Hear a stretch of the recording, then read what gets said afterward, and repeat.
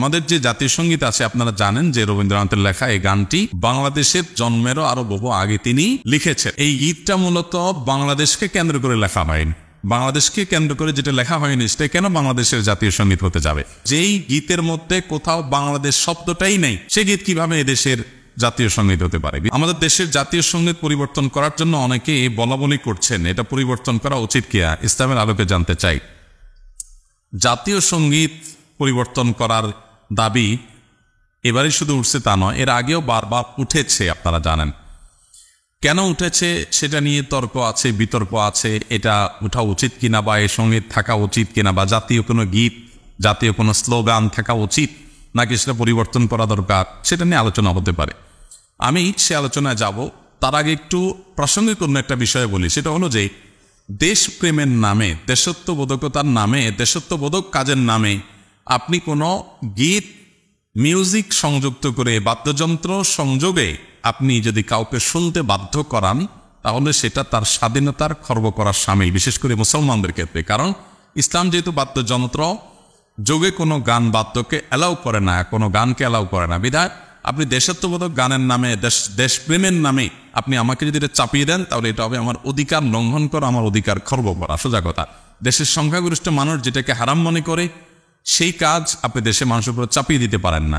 হ্যাঁ, দেশের একটা স্লোগান থাকলো, একটা গীত থাকলো, সেটার কথা মানা ভিতরে যদি আপত্তিকর কোনো কিছু না থাকে, সেটা ভিন্ন বিষয়, অবশ্যই সেটা গ্রহণযোগ্য হতে পারে।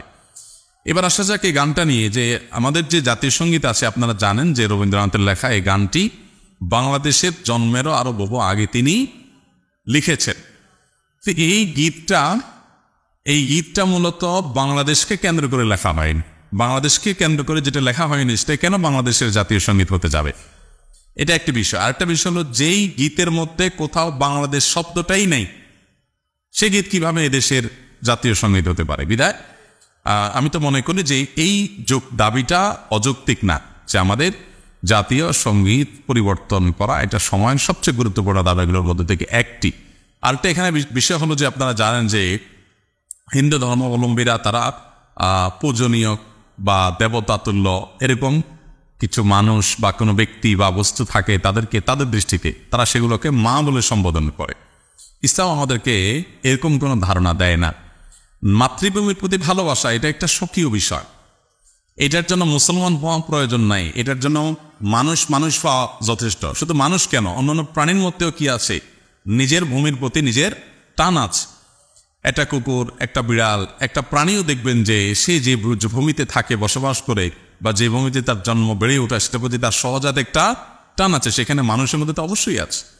আমাদের প্রিয় নবী সাল্লাল্লাহু আলাইহি ওয়াসাল্লাম মক্কা থেকে যখন হিজরত করে মদিনায় আসছেন, তাকে যখন কেবলা পরিবর্তন নির্দেশ করা হলো, তিনি যখন ফিলিস্তিনের দিকে নামাজ আদায় করছিলেন, তিনি বারবার করে মক্কার দিকে যেন কেবলা করে নামাজ পড়তে পারেন, নিজের মাতৃভূমির দিকে ফিরে যেন তার সালাত আদায় করতে পারেন, সেজন্য আল্লাহর কাছে বারবার করে বিভিন্নভাবে আর্গুমেন্ট পেশ করছিলেন। আল্লাহ তাআলা কোরআনে সেটা উল্লেখ করেছেন, ফালানুওয়াল্লিয়ান্নাকা কিবলাতান তারদাহা। এ রাসূল, অচিরেই আপনাকে আপনার মনের মতো আপনি যে কেবলা প্রত্যাশা করছেন সেদিকে ফিরে সালাত আদায় করার নির্দেশ দান করবে। এখান থেকে বোঝা যায় মাতৃভূমির প্রতি সহজাত টান থাকা এটা একেবারে প্রাকৃতিক একটি বিষয়।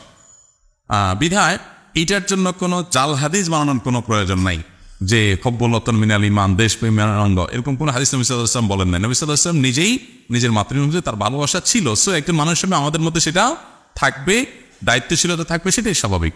আলাদা করে জাল হাদিস বানানোর প্রয়োজন না। যাই হোক, তো মাতৃভূমির প্রতি টান এক জিনিস, আর সেটাকে পূজা করা আরেক জিনিস। ইসলাম আমাকে এটাকে পূজনীয় করতে বলে নাই। বিধায় সংখ্যাগরিষ্ঠ মানুষের বিশ্বাসের সাথে যেমন যায় না, এই গীত বাংলাদেশকে কেন্দ্র করে লেখা হয় নাই, এটা বাংলাকে কেন্দ্র করে লেখা হয়েছে, যেটা পশ্চিমবঙ্গ পূর্ববঙ্গ মিলায়। অতএব এই জ্ঞান মূলত এই দেশের জন্য না, যার কারণে এই গীত বা স্লোগান বাংলাদেশের এটা পরিবর্তন হওয়াটাই হলো যৌক্তিক। এটাকে যারা মনে করেন অপরিবর্তনের দাবি তুললেই যারা মনে করেন যে বোধহয় সব গেল, তারা কি এটাকে করোনারিস মনে করেন নাকি, যে করোনারিস না পরিবর্তন করা যায় না? তো পরিবর্তনযোগ্য, অতএব এটা পরিবর্তন করা দাবিটা আমি ব্যক্তিগতভাবে মনে করি যে অযৌক্তিক নয়।